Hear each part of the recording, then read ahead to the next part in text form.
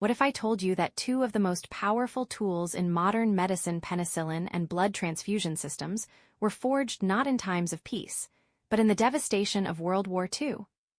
This global conflict, remembered for its destruction and human suffering, also became an unexpected catalyst for life-saving innovation. In the midst of chaos, doctors and scientists were forced to rethink everything they knew, transforming fragile medical ideas into practical solutions that could keep soldiers alive.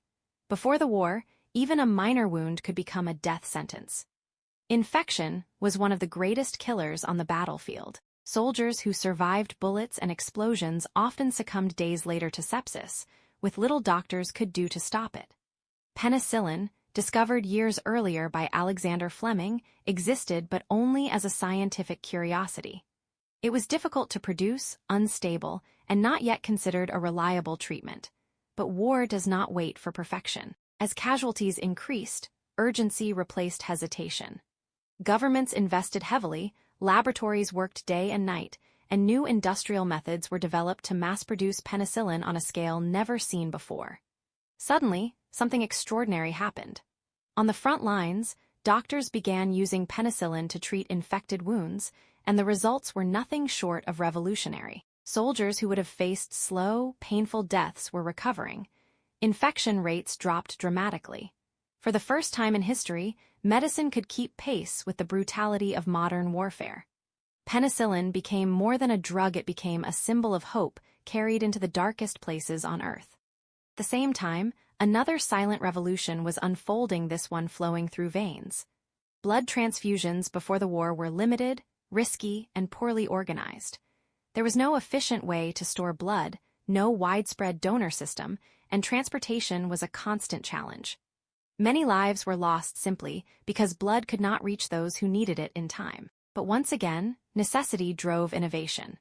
Blood banks were created, refrigeration techniques improved, and medical teams learned how to collect, preserve, and transport blood safely across long distances. Plasma became a critical breakthrough. Unlike whole blood, it could be stored longer and used more flexibly in emergency conditions. This meant that even in remote or chaotic environments, doctors could stabilize wounded soldiers and buy precious time. Picture a field hospital under pressure, stretchers arriving one after another, medics working without rest, and in the middle of it all, a transfusion saving a life that only hours before seemed lost. Combined with penicillin, these advancements turned the tide for countless patients. What makes this story truly powerful is not just the science, but the human impact behind it. Every vial of penicillin, every unit of blood, represented a second chance.